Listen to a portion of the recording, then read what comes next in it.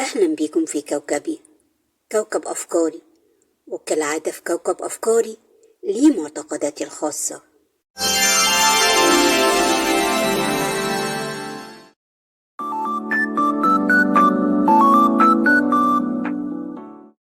بعد فترة كده من الوقت اكتشفت إن الراجل واضح وصريح على فكرة، بس إحنا اللي بنكون مش فاهمينه.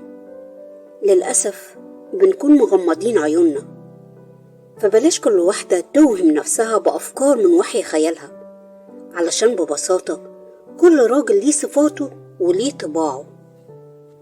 فلو كان اللي قدامك عصبي بيبان في تصرفاته وفي كلامه وفي خوف الناس منه وقت عصبيته. أنا أعرف ناس الأم بتخاف من ابنها في وقت عصبيته علشان بيكون أسلوبه همجي، مش بيعمل حساب لحد، ملهوش كبير. وفي الآخر تيجي الأم تقول أنا ابني عصبي لكن قلبه طيب. طيب يا حاجة، خليه معاكي واستحملي انتي قلبه الطيب.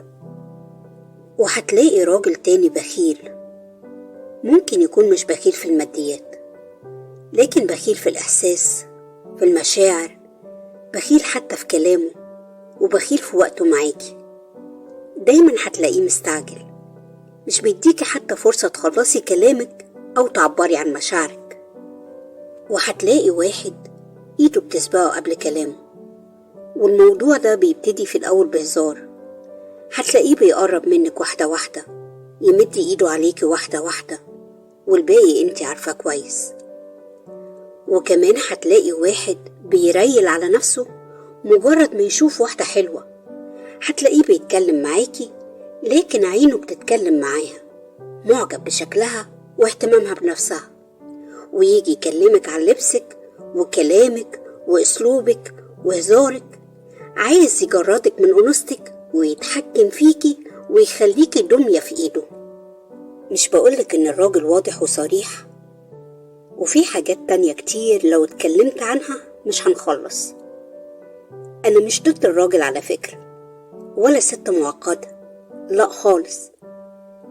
بس الحقيقة انا شايفة ان الراجل هنا مجني عليه، هو ضحية افكارنا الوهمية واحلامنا الوردية.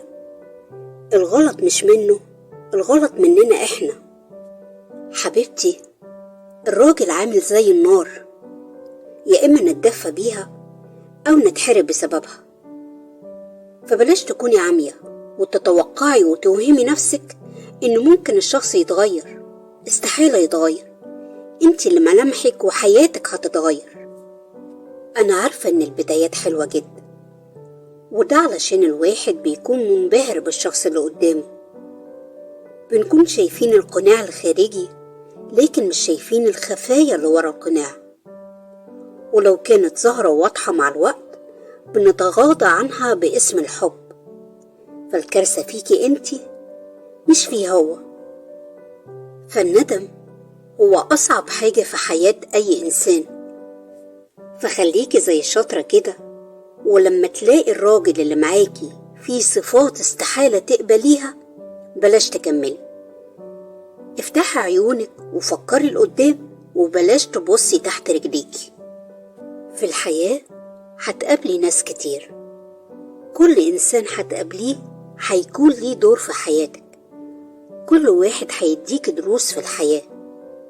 افتحي عيونك وشوفي الصورة بوضوح، وارسمي صح لمستقبلك.